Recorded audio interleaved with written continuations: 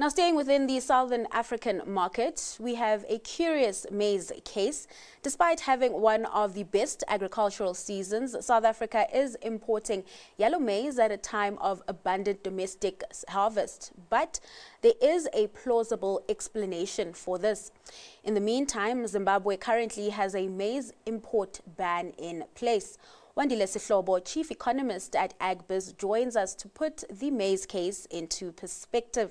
Wandile, thanks so much for your time this afternoon. And let's start there, right? Southern Africa, an important market for South Africa, and there's that Zimbabwean ban on maize imports. So how much of an impact does that have on us? Look, Zimbabwe is always one of South Africa's major maize markets, particularly for white maize. If you think about even last year, and you consider South Africa's maize exports, almost half went to that Zimbabwean market. This time around, we have a large harvest, up 23% or so from last year, and we are looking to sell this to the world market. And Zimbabwe, of course, then placing a temporary ban is a bit of a friction. But our sense is that they don't really have enough to keep them going for some time.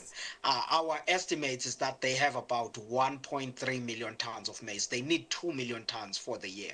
So we think that end of this year and going into Q1 next year, we may see Zimbabwe importing maize. So a worry for now, but we think that next year they will be back buying maize just early 2026. So you mentioned that we are exploring other world markets, Zimbabwe being an important market for us. With that being said, with the maize that we have to spare, where are we looking at selling it? Is it to other markets? We have a well-diversified footprint about where we send our maize. This time around, we are expecting a harvest of just over 15 million tons. We utilize in South Africa about 12 million tons. So we have a gap. We anticipate just over 2 million tons that we'll put to the world market. And so far, the biggest markets that we have explored this year and sent maize successfully are the likes of South Korea, Japan, Vietnam, and those are long-standing markets of South Africa, so it was good to see them buying our maize. Even the likes of Venezuela are buying our white maize. So we have a footprint at a range of markets. We've exported so far just under 600,000 tons, which means then we still have about 1.4 million tons of maize to put into the market. And we think that we will successfully do that. But remember, to the world market, it's primarily yellow maize, which they use for animal feed. The likes of Venezuela and Zimbabwe and the others in the African continent, they buy more of our white maize for human consumption. So that's where there was a bit of a concern, at least for the next few months, with regards to the exports to them. And just on that ban, Wandile, talk to me about government's involvement in agricultural markets and how that may disrupt the ecosystem and how the market functions. So yes, interventions are welcomed, but of course they may cause disruption. So Zimbabwe operates in a different dispensation like we do in South Africa. You will recall that in South Africa, in a period between 1997-98, we deregulated our agricultural markets. So a government has very little to do with the prices and all of these things of blocking imports or exports. And that serves well because it allows farmers to invest, agribusinesses to invest, and have some bit of planning and predictability of what will happen. In Zimbabwe now, there's always that appetite for the government, because their markets are still pretty much controlled, of intervening to block imports, to set prices, and all sort of measures. And that typically takes the incentive away, depending on a year, sometimes from a farmer. This time around, it takes the incentive away from the consumer, because it says to consumers, listen, buy Zimbabwean maize, whatever the price you are getting.